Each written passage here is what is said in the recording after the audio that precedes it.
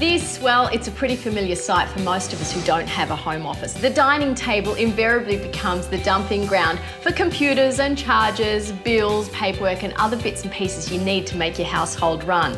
In an ideal world, you could have all of this stuff accessible exactly when you need it and able to be put away tidily when you don't. So with that in mind, I'm feeling that cupboard behind me might just be the solution. So my plan for the cupboard is to hack it or repurpose it from an old cupboard to an entire office. It's a really cute old cupboard, lots of character. It's made of Oregon and for once I actually like the wood, so I'm not going to paint it. Now what I want to do here is create an office space.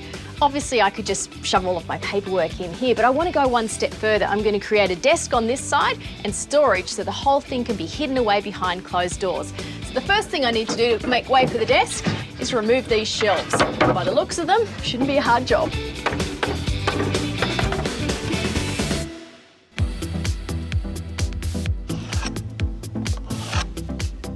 These shelves, well, they come all the way to the front of the cupboard. Now, what I want my desk to be able to do is actually fold out and fold back in on itself. Now, because it's so tight, there'll be no room to allow for that to happen. So what I need to do is actually check out a section of each of the shelves to allow for the thickness of the desk top and also the leg.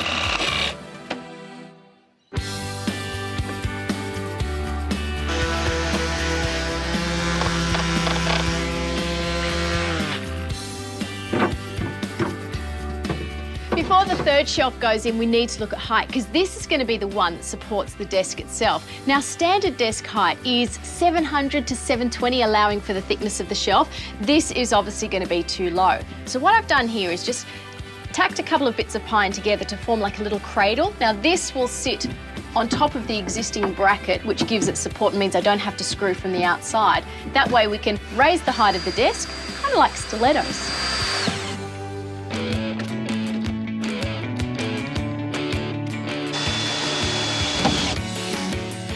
Hunted around for some Oregon to match in with my cabinet, but Oregon these days is a pretty difficult timber to find. Plus, if you are lucky enough, it's often on the expensive side. So an affordable option is finger jointed pine, which you can buy off the shelf from Bunnings.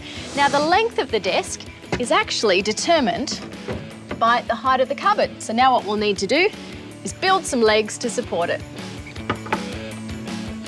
These are simply 2 sticks of pine, one on either side, and then a cross brace top and bottom. Just glue and screw these in place.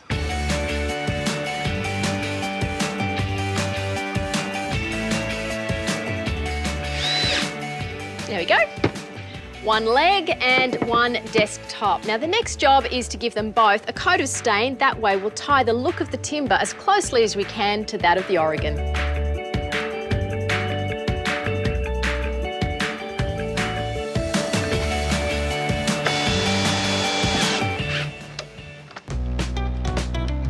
Cool pair of hinges will they attach the legs securely, and to fix the whole desk to the cupboard itself, a pair of hinges down the other end.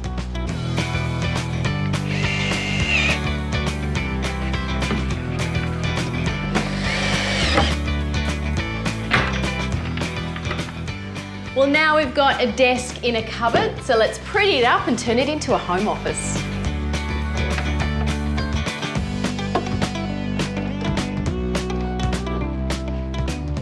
These little lights are just so handy. They're magnetic and they run off a USB cable, so instead of plugging into the mains, you can actually drape them all throughout the cupboard. Great when you need that little extra light.